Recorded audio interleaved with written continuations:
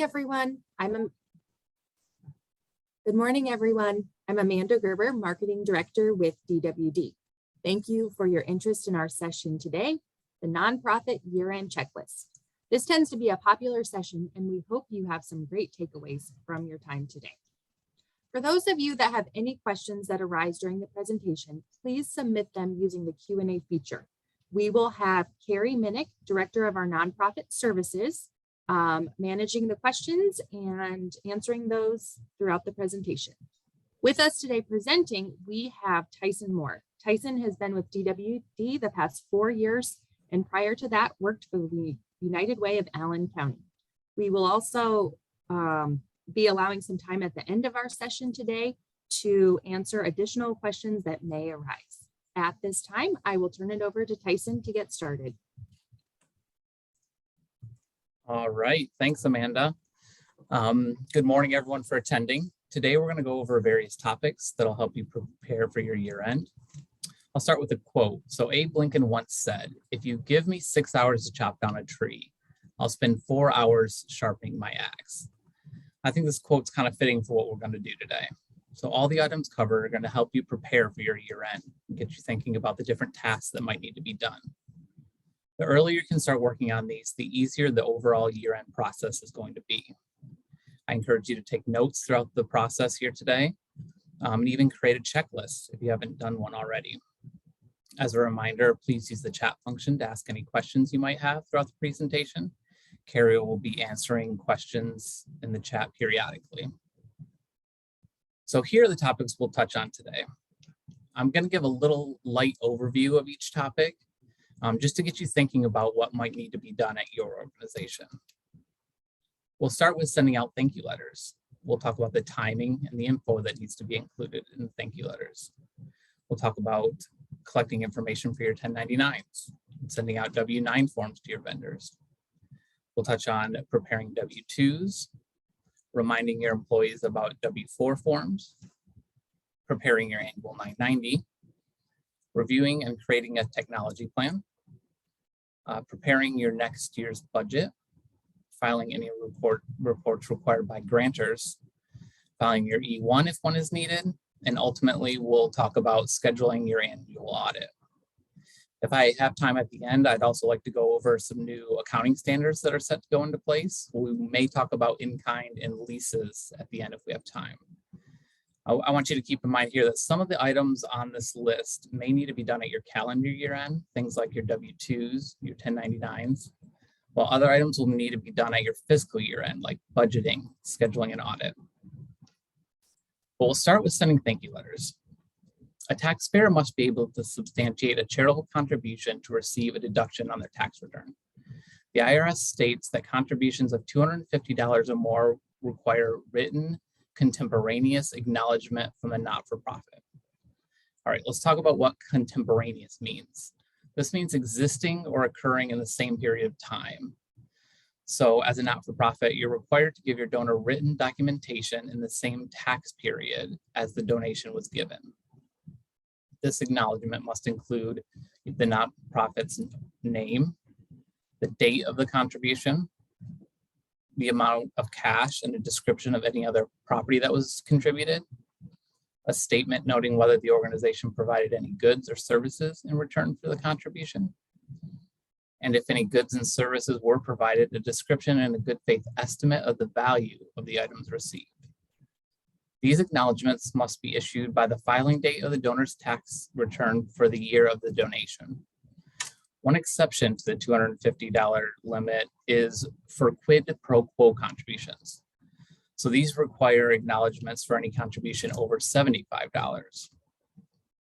Let's talk about what a quid pro quo contribution is. So this is money that was given partly as a contribution and partly for services.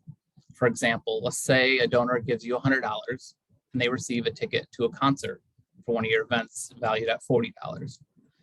In this example, contribution portion is only $60, but because the total payment was over the $75 threshold, an acknowledgement would need to be issued here.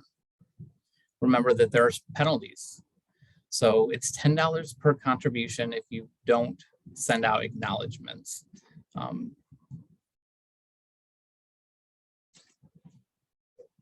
And keep in mind in 2021 that these letters are going to be even more important. So all individuals can take a $300 deduction above the line, and all married filers can take a $600 charitable contribution deduction without itemizing on their tax returns. So these acknowledgements are going to be even more important this year. Tyson, Yes. you noted that it's $250 is the requirement. However, is it best practices that nonprofits send a written substantiation letter to all contributors? Do you see that as a best practice? Yes, I think it's best practice that you can send it out to all contributors, or even lower that dollar amount if you feel like you want to have another place where you touch your donors with acknowledgments. So I think, yeah, that's good practice. Next, we'll talk about 1099s, collecting information for those. So the IRS introduced a new Form 1099 in 2020. It's Form 1099 NEC. This is for non-employee compensation. Form 1099 NEC is used to report non-employee compensation, while the old 1099 MISC is used to report other miscellaneous service payments. So what should be on the 1099 MISC?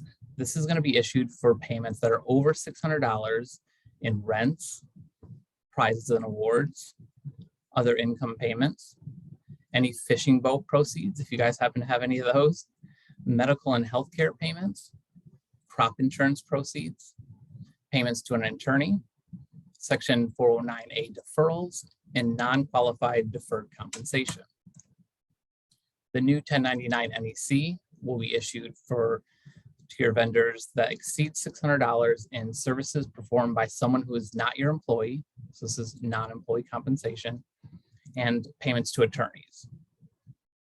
The most common exception here for both the 1099 MISC and the 1099 NEC are payments to corporations that generally do not, so it's payments to corporations is one of the biggest exceptions. However, keep in mind that payments to attorneys that are corporations must still be reported. So when are you required to file your 1099s? The 1099 MISC must be filed with the IRS by March 1st if it's going to be on paper, or March 31st if filed electronically. You must also provide a statement to the recipients by January 31st. One thing to note on the 1099 MISC is you only can file on paper if you're filing less than 250 forms. And for your 1099 NECs, these must be filed with the IRS February 1st, whether it's paper or electronic. You must also provide a statement to the recipient by January 31st. So to make sure your organization has all the required information to prepare your 1099s, be sure to request Form W-9 throughout the year from all independent contractors before making any payments. So your W-9 basically has all the information needed to prepare your 1099s. If you're not sure if a vendor will need a 1099, it's best practice to have them fill out a W-9 just in case, so you have it on file. So I often get asked, what if you don't have the required information to file 1099s at the end of the year? So if you're missing, let's say, an EIN or a social security number, it's best practice that you still submit your 1099s without the missing information, and then later amend your returns when the vendor gives you the correct information. Next, we're going to talk about filing your W-2s and other annual payroll tax returns. We'll start with the WH-3. This is your annual withholding tax form. So all employers that withhold state or county income tax from employees must file Form WH-3 annually. This form shows the accumulated amount of state and county tax withheld for the year. The employer may have taxes due depending on withholdings made and paid during the year. Next, we'll talk about your W-2s. This is your wage and tax statements. Any employer who pays for services performed by an employee must file Form W-2 for each employee. The form provides a summary of the employee's salary and payroll taxes for the year. Specific copies of the W-2 must be filed by the employer with the IRS, Social Security Administration, and the state. A copy must also be provided to each employee. along with your W-2s, there'll be a W-3, which is kind of a cover sheet. It's called the Transmittal of Wage and Tax Statements. It's used to transmit your W-2s to the IRS.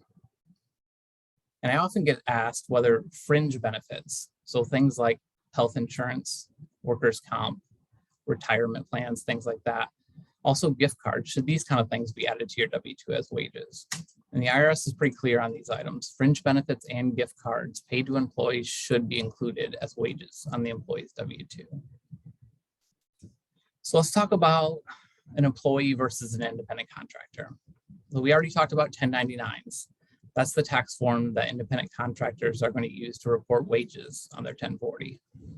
And we talked about a W-2. That's how your employees are going to report their wages on their tax return. Let's talk about how you differentiate between the two.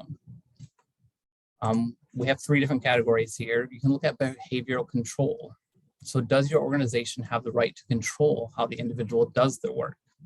If so, you probably have an employee on your hands. Are there specific instructions given on how, when, and where to do the work? Are there specific tools that they need to use? And does your organization provide training on the required procedures to perform the work? If these things are in place, you more than likely have an employee. Another thing to look at is financial control. So does your organization control the business aspects of the individual's job? And the biggest thing to look at here is probably the relationship between the organization and the employee. So what type of relationship exists? Does an individual receive benefits, things like retirement and insurance from the organization? If so, you probably have an employee. Is the expectation that the relationship will continue indefinitely or only for a specific period or a project? So if it's going to be a longer term engagement, then it's probably an employee. If it's just for a project or a short period, you may have an independent contractor. So keep these things in mind when classifying workers between an employee and an independent contractor. Tyson, real quick, when you talked about an independent contractor versus an employee, employees receive W-2s and independent contractors receive 1099s. Yes. So, and there are a couple different types of 1099s. There's the 1099 MIS and the 1099 NEC. Can you go over again the difference between those 2 types of 1099s? Yes, I will go back to the slide here for 1099. So the difference between the two, so the 1099 NEC is basically going to have all non-employee compensation. So most of the time when you pay a contractor, it's probably going to be on this 1099 NEC. The 1099 MIS is basically used for everything else. It's pretty much a catch-all for all other payments. So things like rent or prizes and awards that you pay out. And there's even a category for all other income. So basically 1099 MIS is going to have everything else. That's a good question. Next topic we'll talk about is reminding your employees about W-4s. So what is a W-4 used for? The W-4 walks an employee through a series of calculations, and it'll tell the employer how much to withhold for federal income tax. The new W-4 was issued in 2020, and all new employees hired after 2019 or employees hired prior to 2020 who want to adjust their withholdings from paychecks dated 1/1/20 or later must use this new form. The new form reflects changes from the 2017 Tax Cuts and Jobs Act, went into effect in 2018. This increased the standard deduction, eliminated personal exemptions, and caused many individuals to no longer be able to itemize on their personal 1040. Instead of basing an amount of withholding on allowances, the new W-4 considers multiple jobs, number of dependents, and other income deductions. Employees should consider completing a new W-4 for significant life changes. So things they should look at are changes in marital status, adding a child, or maybe a change in spouse's job. I think it's good practice to send out an email or some type of communication every year to employees and let them know the reasons that they may need to update their W-4 and possibly the process for filing the W-4 internally at your company. I think most employees probably don't think about a W-4 after they're hired, so it's good practice to keep this top of mind for them. Next, we'll talk about preparing your 990. or gathering information to provide your CPA to prepare the form. So as we know, nonprofits are tax exempt and do not file income tax returns. However, the IRS still wants information on a nonprofit's programs, activities, and requires nonprofits to file informational returns, which is your 990. Keep in mind that churches and certain church-related organizations are not required to file information returns, but most other tax-exempt organizations are required to file. So we'll talk about the 3 types of 990s, and we'll start with the smallest, which is a 990N. It's called the postcard because it's basically 1-page form. It's for organizations with gross receipts that are normally less than or equal to $50,000. IRC Section 527 political organizations and Section 509A3 supporting organizations are not eligible to file the 990N. They would either need to file a 990 Easy or the full 990. The 990N must be filed electronically and ask for things like your annual tax year, the name of your organization, your address, employee identification number, your website if you have one, the name and address of your principal officer. And there's also a checkbox that asks if your gross receipts are normally less than $50,000. The next step up is your 990 EZ. This is if you have gross receipts that are less than $200,000 and total assets less than $500,000. The 990 EZ includes information on your organization's exempt and other activities, the finances of your organization, and also asks questions about compliance and certain federal tax filings requirements. And it also talks about compensation paid to certain people within your organization.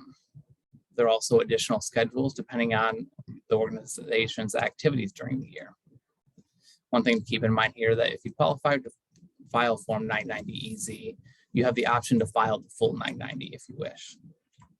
Let's talk about that full 990. The full 990 is if you have gross receipts that are greater than or equal to $200,000 or total assets that are greater than or equal to $500,000.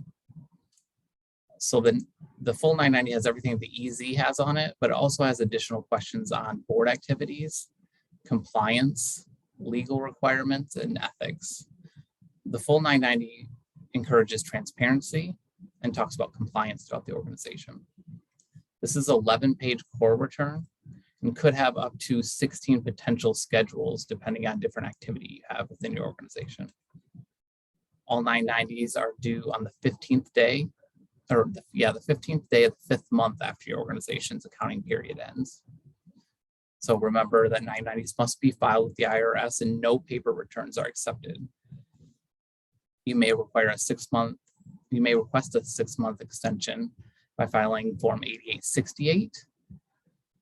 Keep in mind that an incomplete return is the same as not filing a 990, and failure to file by the required due date results in penalties of $20 per day, up to $10,000, or 5% of the organization's gross receipts for the tax year. If annual gross receipts exceed $1 million, the penalty goes up to $100 per day, up to $50,000 per return. So I think the moral of the story is make sure you file your 990 on time here to avoid penalties. And Tyson, one thing on the 990, I think that sometimes gets overlooked as that, yes, it is not a tax return like a for-profit entity, so you're not calculating a tax that needs to be paid in. However, the 990, because it's not an income tax return, it is open to public inspection. So anyone can go onto the IRS website or GuideStar to look up an organization's 990. So I think it's really, really important that the organizations make sure that the 990 is filed properly, that all of the questions are answered properly, correctly. And like Tyson said, that if the IRS gets a form and the questions aren't all answered correctly or left blank, or if the proper schedules aren't filed, or even the wrong level of form is filed, they're going to say that that form has not been filed. And so you want to make sure that you file that properly. One other thing, Tyson talked about the different levels, how the smaller organizations can file a 990N, where the larger organizations are required to file a full 990. However, like he said, if you are a smaller organization and want to file a full 990, you can certainly do that. Now, someone might question why you would want to do that, because it does take a lot more work and time. However, you are being more transparent with your organization's activities. And some funders I know also require an organization to submit their 990. And by completing a 990 versus a 990N or a 990EZ, you're giving them more information about your organization. So again, just something to think about when you're looking at filing your annual 990 form. Those are great points, Carrie. Thank you. The next topic that we're going to talk about is reviewing or creating a technology plan. So a technology plan addresses how your organization is going to use technology to help accomplish its mission and goals. An effective nonprofit technology plan will serve three useful resources. It'll create a strategy for using existing technology that you have in the most efficient ways. It should build a roadmap or a schedule for making planned upgrades and new purchases. And it should lay out a contingency plan for unexpected technology emergencies or failures. So once you've decided that you need to create a technology plan, the first thing you should do is review your current technology. This involves taking a full inventory of the hardware and software that your organization uses. So how many computers do you own? What operating systems and software packages do you have installed? Do you have volunteer and donor software? And what procedures do you have in place for securing and backing up your data? These questions will give you an understanding of your current technology. And the next step is to assess where improvements can be made. So do you have enough computers? Is your software up to date, or is any new software going to be needed?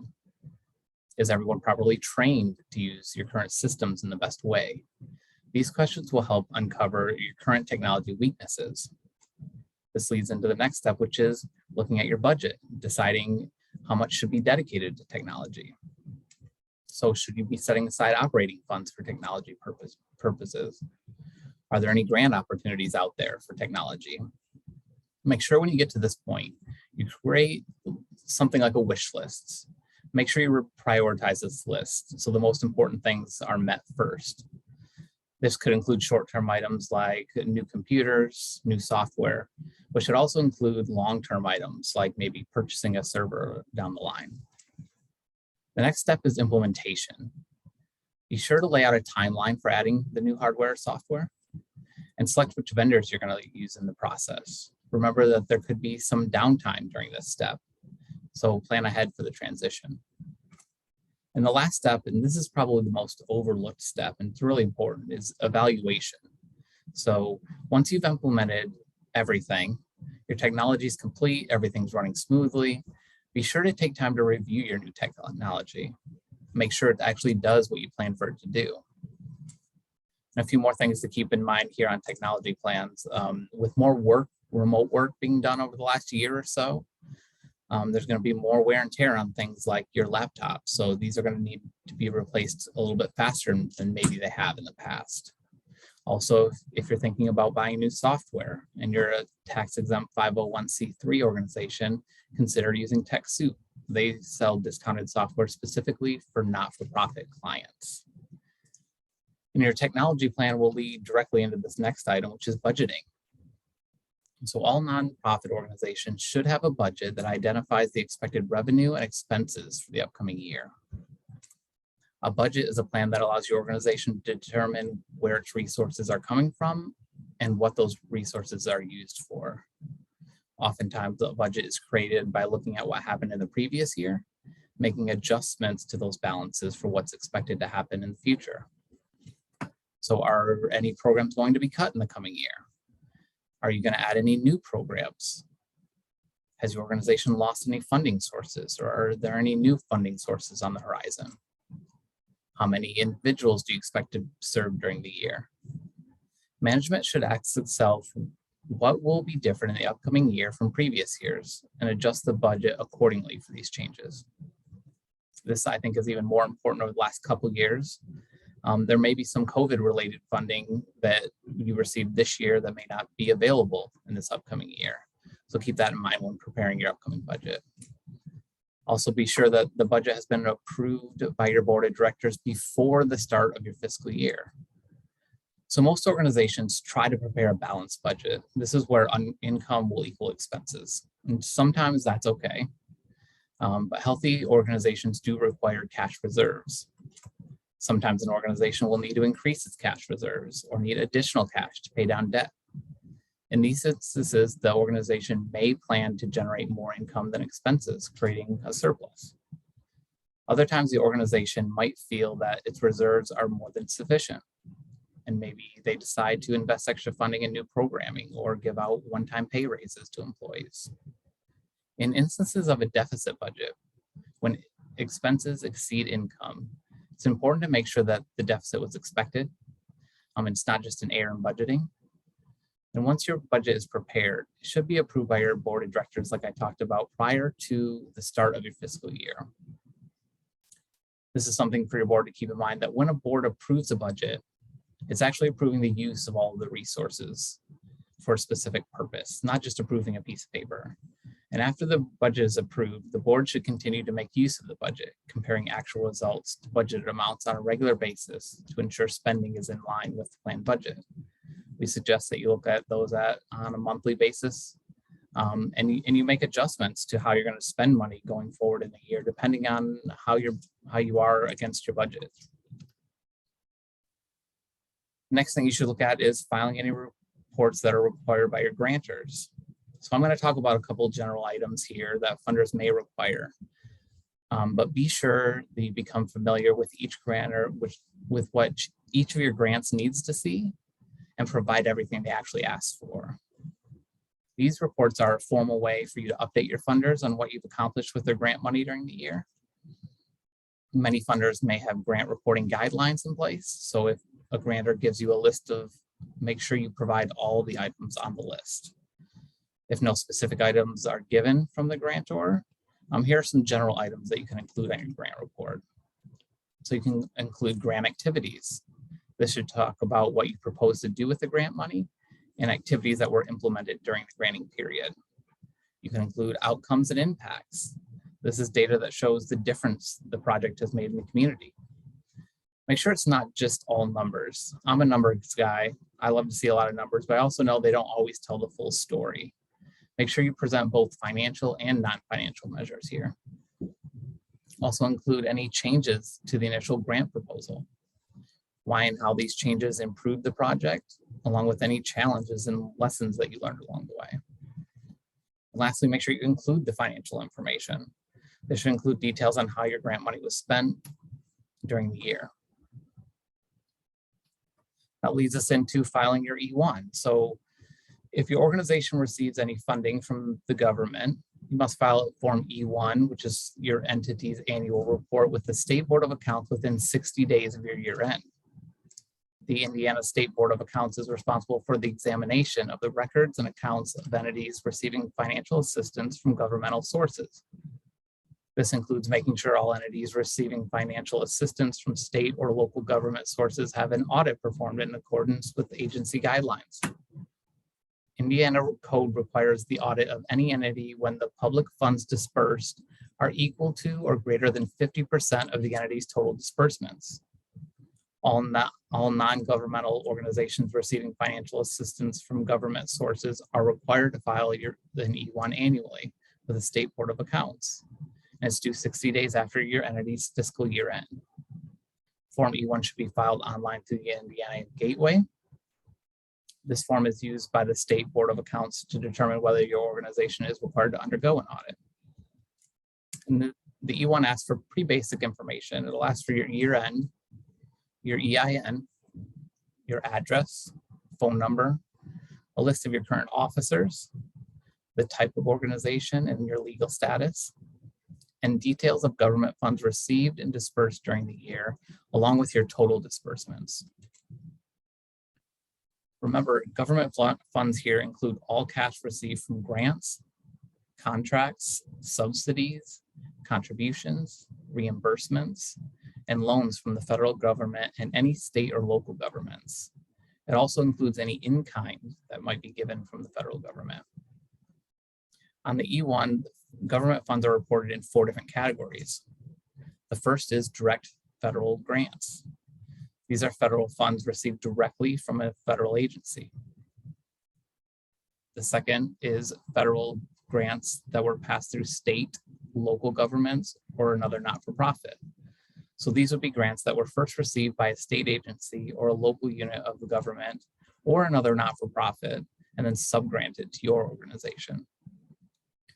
The third pool here are fees for service or purchase of service agreements.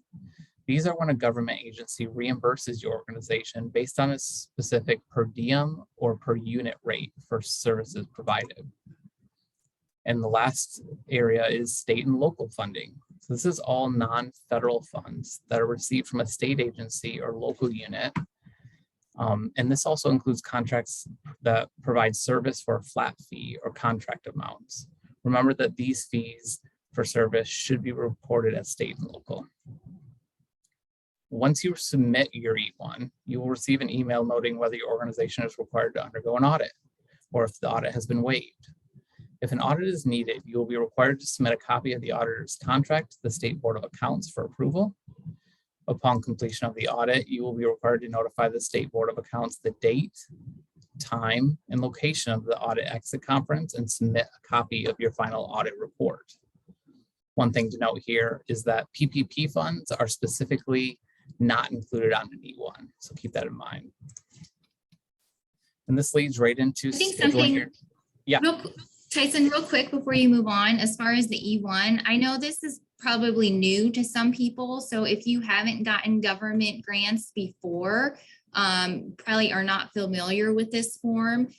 So the big thing is to just make sure that you understand where your money is coming from, because some funds you may get from another nonprofit or from a state agency, but the key is to know where they initially came from. So sometimes money comes down from the federal government and then flows into a state organization and then to a nonprofit and then to your nonprofit. Or they'll come from the federal or state government, flow into a nonprofit directly. So you just want to make sure that you know where the source of your funding is from. And if that source is from a government entity, it really needs to be reported on the E1. As Tyson said, we specifically talked to the State Board of Accounts about the PPP loans, and that funding is not required to be reported on the E1. And then also, if you do determine that your organization does need to file that E1 this year and you do need some assistance with that, you can certainly reach out to us. We do help some of our clients fill out that form, or if you just have questions, we can certainly go over those with you as well. Thanks, Gary. The next topic is going to be scheduling your annual audit. But first, we're going to talk about the difference between a compilation, a review, and an audit. And that's 3 levels of service you can get from your CPA. We'll start with the lowest level of service. That's a compilation. And a compilation provides no assurance. And you'll see wording in a compilation report that says, we have not audited or reviewed the accompanying financial statements and accordingly do not express an opinion or provide any assurance about whether the financial statements are in accordance with generally accepted accounting principles. A compilation basically involves taking the numbers provided by a client and creating financial statements. There may be some adjustments done along the way if major items look out of place, but generally there's no testing done on any of these numbers. The next level of service is a review, and a review provides limited assurance. You'll see wording in a review report that says, based on a review, we are not aware of any material modifications that should be made to the accompanying financial statements in order for them to be in conformity with accounting principles generally accepted in the United States. A review involves everything that a compilation does. So we're still going to put your financial statements together based on the numbers provided. We're also going to do inquiries of management and other staff members, and we're going to do analytical procedures as well. What are analytical procedures? So this is looking at financial and non-financial measures to make sure they agree. So it may be looking at something like client served versus program expense. Generally, we expect both of these numbers to move up and down together. So if you have more clients served, we expect your program expense to go up. if when we're doing a review, we see these numbers moving in opposite ways, that's when we're going to do more inquiries of management and staff to make sure that these are moving in the way that they should. And the last level of service and the largest one is an audit. An audit provides reasonable but not absolute assurance that the financial statements are fairly presented in accordance with generally accepted accounting principles. And audit procedures include inquiry and analytical procedures, just like a review, but also requires the auditor to gain an understanding of the organization's internal controls and send out confirmations of balances to outside sources. So an audit's not just looking at and trusting information provided by the client, but it's going one step further and looking at outside sources for like invoices and confirmations to make sure balances are correct. You'll see wording in an audit report that says, in our opinion, the financial statements referred to above present fairly in all material respects the financial statements of the not-for-profit organization and the changes in its net assets for the year in conformity with accounting principles generally accepted in the United States. So what reason may you need to have an audit? So it could be required by the Federal Office of Management and Budget. This is when you expend over $750,000 in federal funds during the year. This triggers what's called a single audit, which combines an annual financial statement audit with additional testing on the federal funds received. It also could be required by the state of Indiana, like we talked about when you file your E-1. It could be required by banks if you have loans. It could be required by funders before they're going to provide any grant money. It could also be required by your board of directors or even in your bylaws. So once you decide that you need an audit, what are some audit best practices? Let's talk about a client's responsibility during an audit versus an auditor's responsibility. So your responsibilities as a client are internal controls, making sure those are in place, following all accounting principles. The financial statements, even if your CPA puts those together, the financial statements are also ultimately your responsibility. Preventing and detecting fraud within your organization and also informing your auditors of any fraud that you might have found, complying with any laws and regulations in your industry, and assuming all other management responsibilities. So what's the auditor's responsibility? So we establish an understanding of services. We're required to stay independent from our client. We're required to follow generally accepted auditing standards, to obtain reasonable assurance that your financials are not misstated, to evaluate the appropriateness of accounting policies and the reasonableness of any estimates that are made, consider your internal controls. But one thing to note here, an auditor's job is not to find fraud. During the course of an audit, we look at enough stuff that you could end up finding fraud along the way, but that's not really what the procedures are designed to do. So keep that in mind. But what do auditors do along the way? So we properly plan the audit. We do risk assessments, which determine the areas of higher risk within an audit. We determine materiality, which is a threshold for financial statement misstatement. We obtain an understanding of your organization's accounting systems and policies. And we also do engagement team discussions, which is a meeting between all staff members that are going to be working on the audit.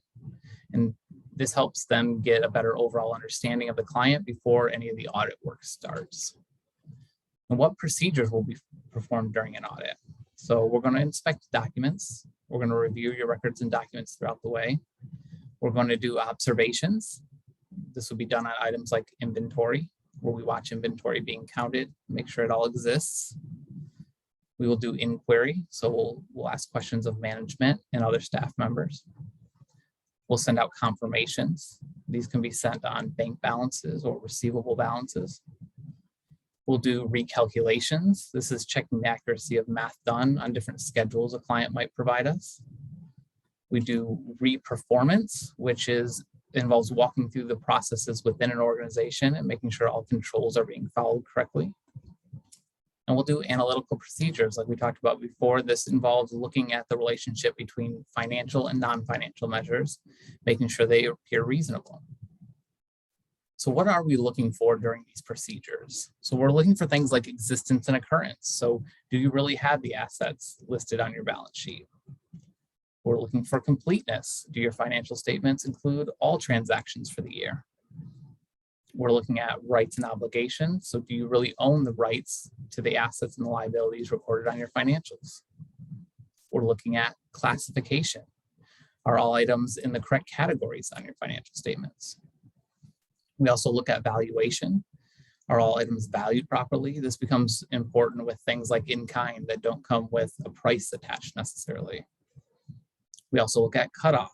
So are all transactions included in the correct accounting period? So how can you as a client prepare for an audit? Here's some of the biggest things you can do to make sure an audit goes smoothly. You should have all your documents ready. This is one of the biggest ones. The most important step that an organization can take is to have their accounting records up to date, accurate, organized. Oftentimes an auditor will provide the organization with a list of items needed for the audit. By providing these items to your auditor at the beginning of your audit field work in an organized manner, it will reduce the number of times your auditor will have to ask for additional information. You should have all accounts reconciled. This one may seem kind of obvious, but make sure all your bank accounts have been reconciled to both your bank statement and your trial balance. Also, make sure significant accounts listed on your trial balance have proper supporting documents and schedules. You should take a full inventory of all fixed assets. So did you purchase any new fixed assets during the year? Or did you dispose of any old ones? Make sure you take an inventory of all your fixed assets at year end and update your fixed asset listing for any current activity. You should be informing your auditor of any unusual items. So did anything unusual happen during the year? Did you maybe receive an unusual source of revenue and you weren't sure where to put it, so you put it in contributions? Or did you have odd expenses that were put to miscellaneous expense or program expense? Tell your auditors of anything unusual that happened during the year at the start of the audit. We also recommend you talk with us throughout the year if you have unusual items. It's usually much easier to talk with us, fix items as you go than it is to try to make a bunch of adjustments during audit time. You should also review your internal controls. So as part of our audit procedures, we're going to look at and understand your internal controls. Make sure you have your internal controls documented and review them each year for any changes. This will save you from having to get them updated during the audit process. And one of the biggest ones is be available for questions. So the length of audit field work varies. Could be a day, could be several days. During this time, auditors may need to ask questions. It's important that key employees be available during this time to answer all questions that are needed. Also, if the audit is done remotely, be sure you're responding to emails and phone calls in a timely manner. So I think, Tyson, yeah. Tyson, one other thing too on audits, you know, sometimes when a nonprofit decides to have an audit done, especially the first year, it may seem a little intimidating, or you know, the auditors are coming in and looking over your work, they're interrupting your day. And we really, when we work with our nonprofit clients, we really don't want to take that approach. We really want to develop a relationship with those organizations and really work with them. Oftentimes, again, some nonprofits may not have someone on staff as far as someone that knows all of the accounting standards inside and out, you know, and that's fine. That's what we're here for. So hopefully, you know, you use your auditor, whether it be us or whoever else that you utilize for your annual audit, but hopefully that you can see them as a resource, not only during the end of the year, but also throughout the year. We really take on the approach that an audit isn't just a one-time thing. You know, at the end of our audit, we usually make some recommendations, talk to you about best practices, but we really want to see your organization succeed in your mission. So we really want to help you do what we can to move you along and succeed in your mission and goals with your nonprofit. So hopefully you don't look at an audit as, oh yes, this is something you have to have done every year, but more so maybe of an opportunity to to grow and to maybe implement some new best practices. Again, as opposed to just something as a compliance thing that needs to be done every year. I agree. I think that's one of the biggest values we can add as auditors is that we're here all year long for questions. So that's a good point, Carrie.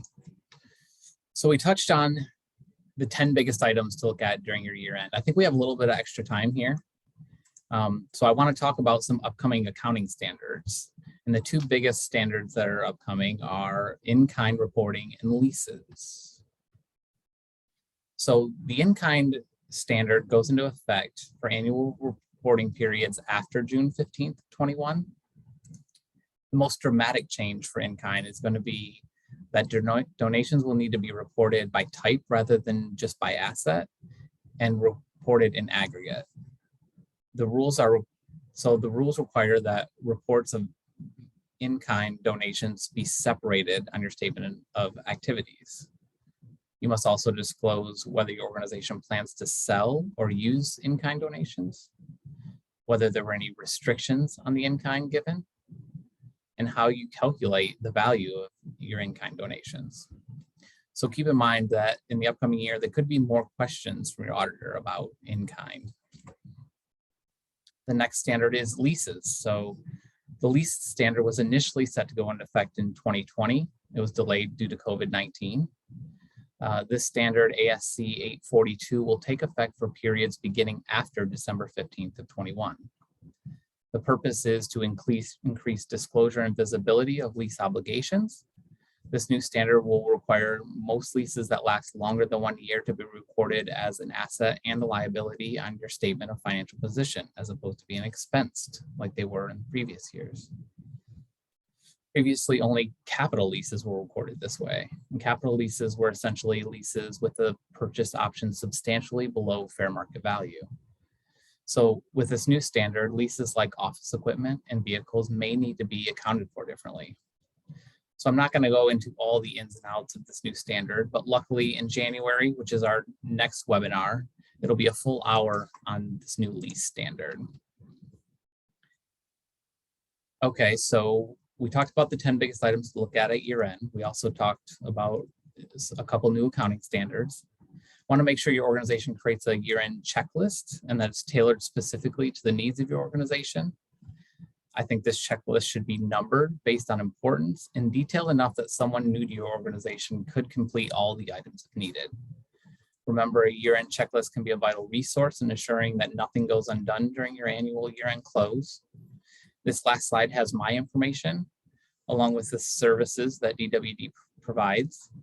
Feel free to contact me or anyone on our nonprofit team if you have questions about today's presentation. With that, I'll turn it over to Amanda to close out today's webinar. I want to thank everyone for attending today. Yeah, like Tyson said, thank you guys so much for your interest today. We appreciate all of you, Tyson and Carrie, you as well. Please be sure to check out our nonprofit education section of our DWD website. In addition to today's recording and the PowerPoints made available, we will also have all of the prior sessions in that part of our website at all. Thank you so much for your interest, and we will see you in 2022.